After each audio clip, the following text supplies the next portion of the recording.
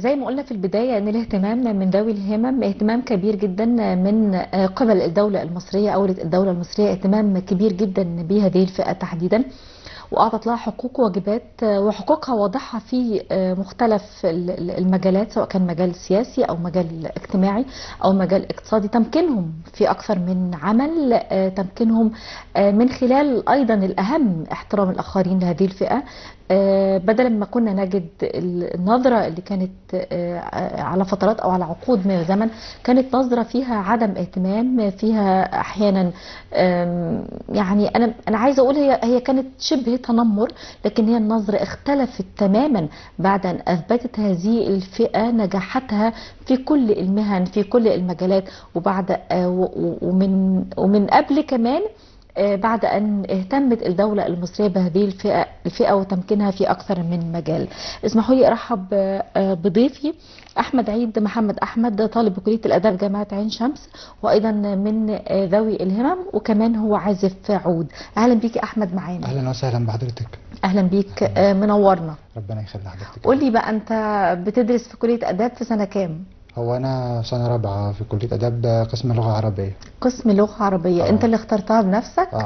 ولا مجموعك في الثانوية العامة؟ نقول الصراحة. لا، هو أنا بحب العربي بصراحة من زمان، والشعر والبلاغة والحاجات دي بصراحة يعني. فاخترت دراستك في اللغة العربية. مزبوط. حسيت إنها هي كمان لما الإنسان بيدرس حاجة بيحبها بتختلف تماما. طبعا أكيد. نعم.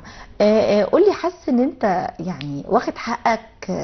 يعني زي ما قلنا إن الدولة المصرية طبعا منذ تولي سيادة الرئيس عبد الفتاح السيسي بدأ اهتمام كبير جدا بذوي الهمم في مختلف الإعاقات المختلفة، لكن أعتقد إن مفيش صعوبات بتواجهكم، في حب، في اهتمام، في تمكين في أكثر من مجال زي ما شفنا، حتى أثبتوا نجاحاتكم في أكثر من موهبة، سواء كان في الرياضة أو في العزف زي ما نرى ونشوف في عزفك على الناي. قول لي بقى، هل في صعوبات بتواجهك في الوقت الحالي؟ هو الحقيقة يعني الفترة الأخيرة دي بدأ الموضوع يكون أحسن شوية عن اللي قبل كده يعني. أحسن كتير أعتقد يعني. الحمد لله. نعم. بس ممكن بقى حاجات مثلا يعني مع وعي الناس نفسها، مثلا ان هي ما تبقاش عارفه تتعامل ازاي مثلا مع الشخص الكفيف. دي مهمه جدا. صحيح. في الاول، لكن هو لما بيبقى فيه اندماج وكده ودمج في المجتمع فالموضوع بيبقى طبيعي اكتر يعني. لكن في البدايه هي ممكن تكون الناس ما بتبقاش عارفه هو ده لديه اعاقه نوعها ايه، طب ازاي اتعامل معاه؟ يعني انت بتنادي بان احنا يكون في وعي اكثر لفئات المجتمع المختلفه للتعامل مع ذوي الهمم، وده مهم جدا لان هم اصبحوا موجودين معانا في المدرسه، في النادي، في المسرح، في السينما، في البيوت، في قرايبنا، فموجودين في كل مكان، فلابد ان احنا نعرف ازاي نتعامل معاهم. اكيد طبعا. نعم. أكيد. طيب عزفك للناي اعتقد ان هو بعيدا تماما عن اللغه العربيه وعن دراستك في كليه الاداب. خالص. هو انا حبيت الناي يعني من وانا عندي تقريبا 7 سنين. كنت حبيت صوته جدا وبدات اجرب يعني اشتري ناي واجرب اطلع صوت منه. اخترت آلة من آلات النفخ، يعني آلة صعبه كمان. طبعا، وانه كمان اصعب حاجه ان يطلع صوت من الناي في الاول يعني. فبعد كده اتعلمت سماعي، لكن مش بشكل في معهد او كليه موسيقيه، لكن اتعلمت سماعي مع اكتر من حد يعني.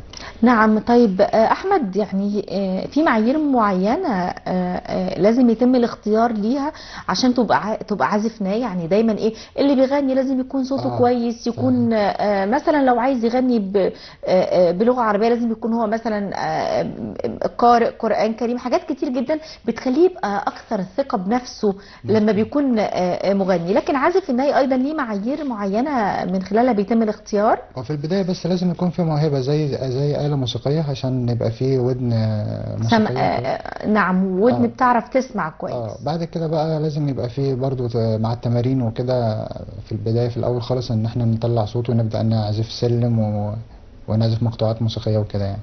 تمارين كتير ومذاكره كتير. انت بدأت من كام سنه؟ كان عندي تقريبا 7 سنين او 8 سنين. 7 سنوات. حاجه كده. نعم. تدريباتك بشكل يومي ولا؟ طبعا في الاول في البدايه في التعليم بيبقى اكتر، مثلا دلوقتي ممكن ساعه في اليوم او كده تمارين يعني. ساعه لازم يوميا؟ لازم طبعا. دي عشان النفس ولا عشان بتحفظ معزوفة جديدة او عشان كل مقطوعة حاجة. موسيقية جديدة؟ عشان كل حاجة، لو في حاجة مثلا حفلة أو حاجة كده بنحضر لها لازم يبقى في قبلها بروفات وتمارين، ولا برضو ليا أنا برضو في تمارين نفس وكده. نعم. هتسمعنا ايه؟ ممكن نبدأ مثلا آه، ممكن نبدأ مثلا بالعلم والإيمان يلا. لمحمود عفت الله يرحمه. اتفضل.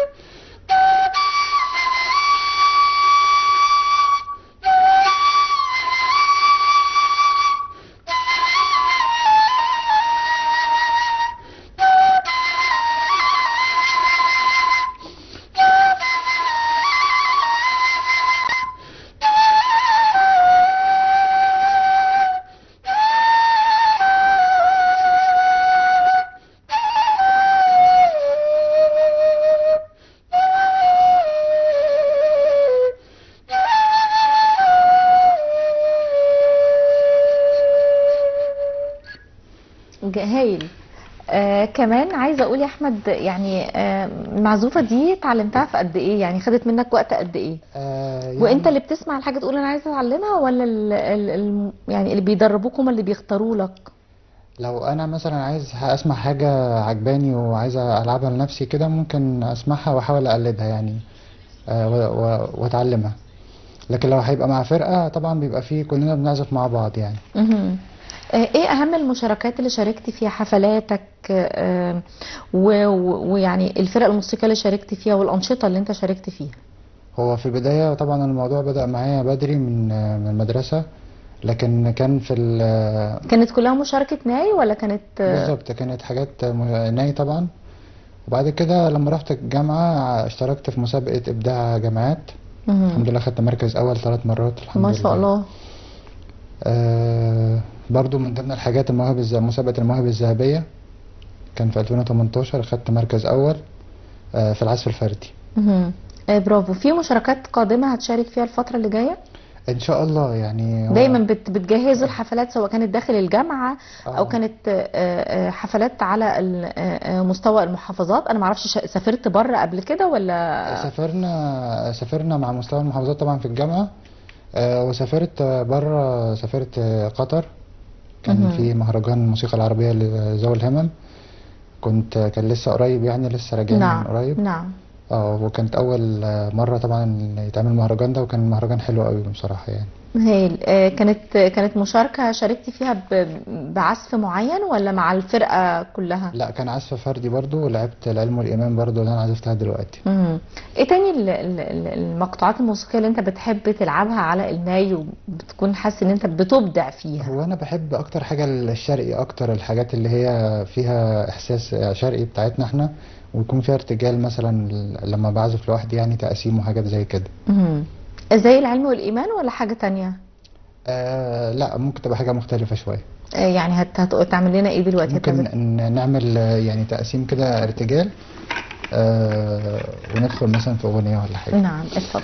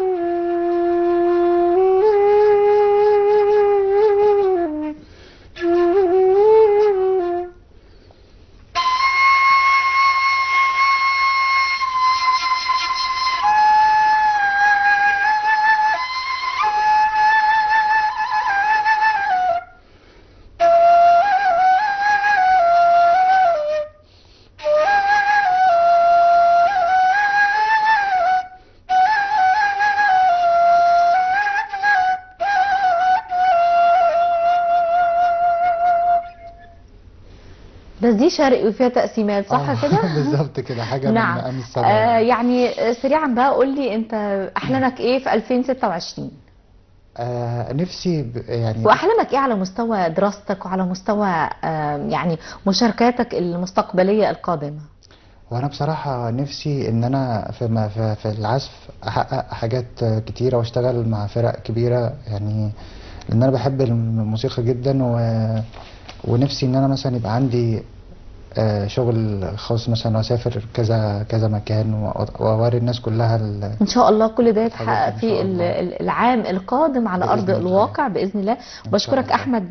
يعني مش بتوجه شكر لاسرتك للبيت طبعا سريعا؟ ده اكيد طبعا بوجه الناس لاسرتي اللي الشكر. قدمت لك الدعم الكبير. اهلي طبعا وقفوا جنبي كتير وكده، واصحابي واي حد طبعا قال لي معلومه او قال لي فادني باي حاجه في المزيكا، او حتى على صحيح المستوى الشخصي برضو بشكره جدا كل الناس اصحابي وكده يعني.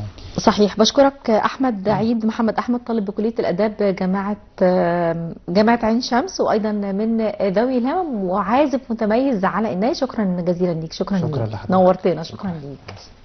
مشاهدينا وصلنا معاكم نختام حلقتنا من عالم موازي. دايما انتظرونا كل يوم سبت. شكرا ليكم والى اللقاء.